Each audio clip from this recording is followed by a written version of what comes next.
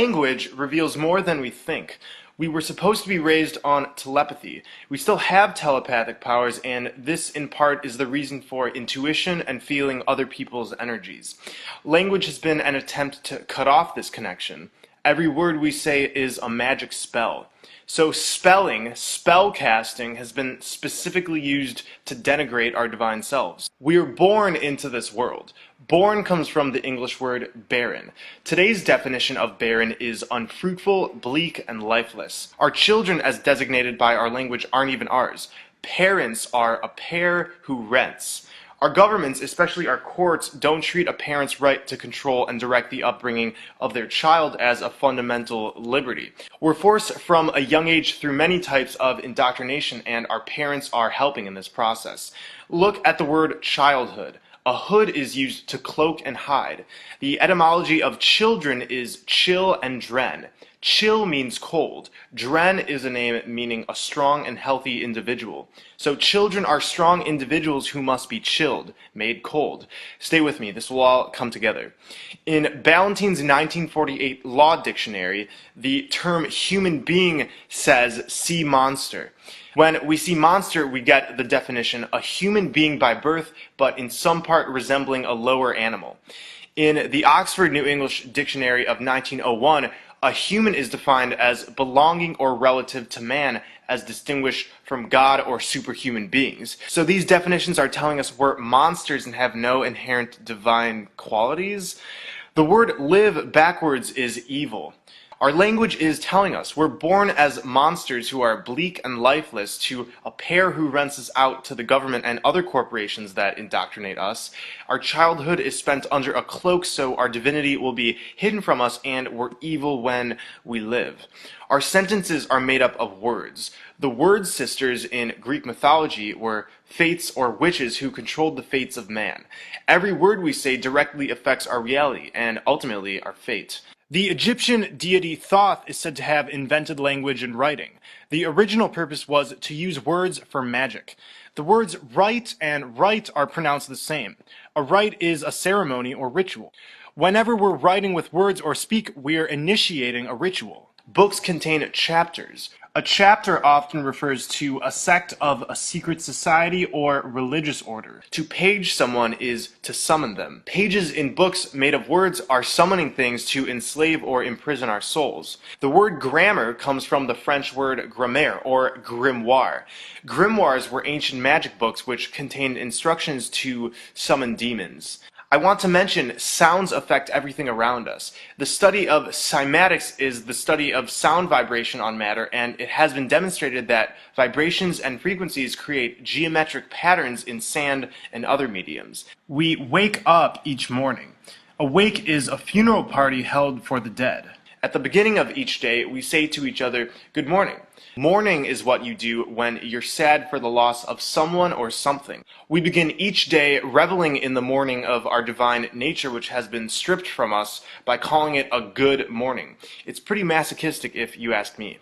We then go to work at our occupation. When we occupy something, it can mean being occupied by a military force, like in war. Many occupations are focused on money and the dog-eat-dog mentality. The dollar bill comes first before the environment or even each other. Therefore, we are committing war against each other and Mother Earth during each day we work our occupation. We are the military occupiers. An urn is for the ashes of the dead. For the average 9-to-5 worker, it would have to be one of the weekdays in order to earn a living. I agree, you would have to be in a weekdays to earn a living. During the week, we become weaker and weaker until finally it's the weekend, and we have become weakened. Somebody or something who is weakened has no power. And during the weekend, many of us turn to drink alcohol. Alcohol comes from the Arabic word al-kul, which is a body-eating spirit. It's also the source of the word ghoul. We drink booze or booze. Booze are synonymous with spirits who scare you, but what can you expect when you're drinking spirits? Alcohol has always been a medium for entities to flow through, and the effects in part demonstrate this. In Sigmund Freud's model of the psyche, he outlined 3 parts of the self: the ego, the superego, and the id. The id is the realm of our deep-seated fears. The id is considered a sort of third person hiding outside the conscious and superconscious mind. We use the similar word it as a sort of third person in our use of speech. We unknowingly give power to our deep-seated fears and help create it every day with our thoughts and speech. In horror movies, we hear the phrases, "It's alive," "It lives," "It came from the sea," and "It came from outer space." Of course, we remember the movie It. The it, or id, once again is our deep-seated fears, and by saying this word in our everyday sentences, we are evoking these. We all know the phrase, "When it rains, it pours." Satan, the ram or goat god, has also been known as Pan the Piper. A goat is a channel or pipe for water to flow through and comes from the Old English word gotan, which means to pour. So when it rains, it pours. The word it consists of an I and a T, which is a cross. To cross someone is to go against them or insult them.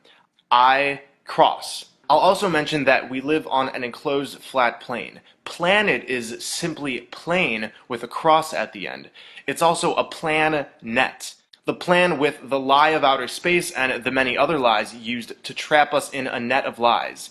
When we graduate, we receive a diploma. Diploma comes from the word deplume, meaning to deprive of feathers. We receive our degree. A degree is a line bent to angle. When we accept a degree, we are admitting that we are bent and confused. Education, as we should all know by now, destroys knowledge, just like how the medical establishment destroys health and the government destroys freedom. All day we say to people, "Bless you," and "I'm feeling blessed." When we bless somebody, we're really telling them to be less. We should know when we pray to an external entity like God, we are actively telling the universe that we don't recognize our own creative abilities of manifestation. When we pray, we are really becoming prey. Somebody becomes prey when they are vulnerable. When we are praying, we are making ourselves vulnerable to other entities that don't always have our best intent. We have all the power within us, and we need to get off our knees. Our flat plane has been squared.